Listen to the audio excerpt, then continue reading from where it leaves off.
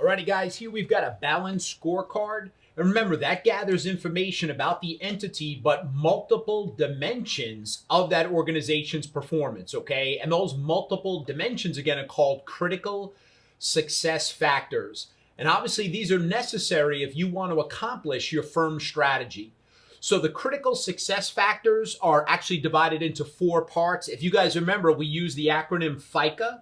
So we have the financial measures, that's the F.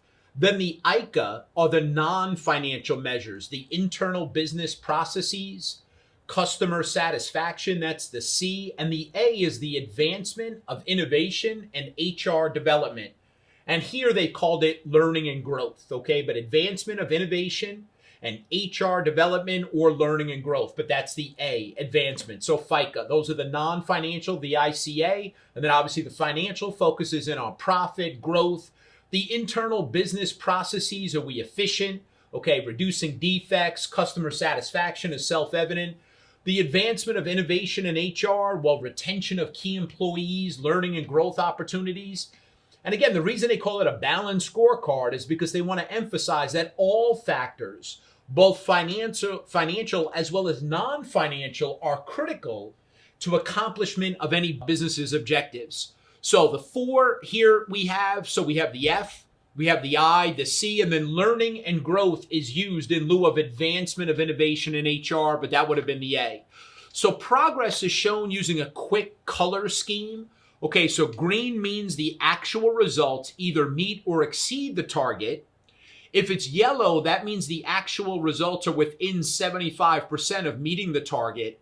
And red, unfortunately, means the actual results are below 75% of meeting the target. So the math here, guys, is incidental, okay? But just to get a feel for what the color scheme is, just that quick visual. Are we meeting the goal? Green.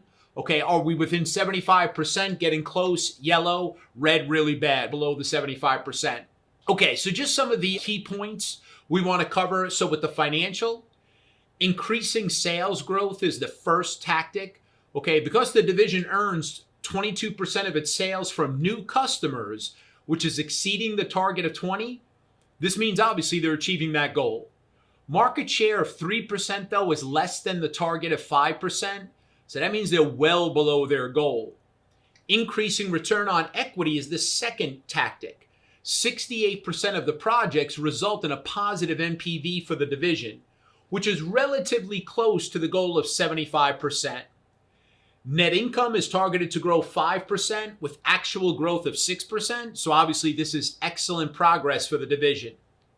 Okay, now the I in FICA. This starts the non-financial measures, internal business processes, improving turnaround time, and keeping policies and procedures, quote unquote, fresh, updated are the two tactics.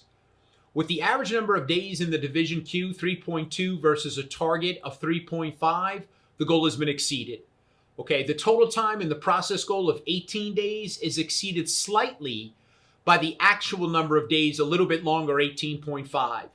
Even if the division is only technically responsible for the amount of time in its own queue, balanced scorecards, just keep in mind, often include measures that encompass an entire process rather than just a specific component. Policies and procedures tend to become outdated somewhat quickly. And here, the division, unfortunately, is taking longer than what is desired to update both the policies and procedures. Okay, now the C in the FICA acronym, another non-financial performance measurement. Okay, measure customer satisfaction. Well, the division here is doing really well. Improving customer satisfaction is the first tactic. And under both measures, the customer service survey, where the division has 89% of its customers very satisfied, and the number of phone complaints, which are much lower than the target, the division is obviously meeting their goals. The second tactic is improving response time to customers.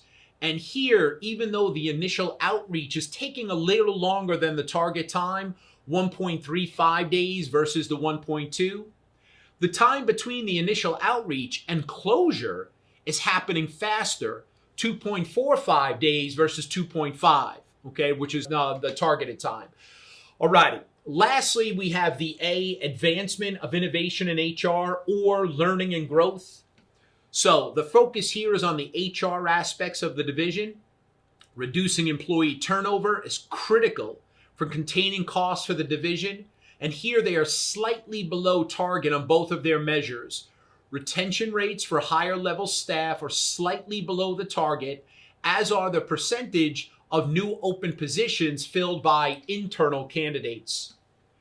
For improving training opportunities, the division is offering 18 unique training classes for management per quarter, which is 3 more than the goal. However, each class is only offered on average 1.6 times, okay, meaning it's difficult to quote unquote make up the class if it's missed. Alrighty, so the balanced scorecard emphasizing both financial and non-financial performance measures. Okay, so if you can remember the FICA acronym, you should be in good shape. By the way, while it wasn't a part of this, don't forget to review the costs of quality. Remember the API. Okay, so the conformance, the A and the P, the appraisal costs. Alrighty, the prevention costs, and then the non-conformance costs, which are the I and the E. The non-conformance costs of failure, the internal and external. Okay, make sure you guys review those as well. Alrighty, let's move on. Good job.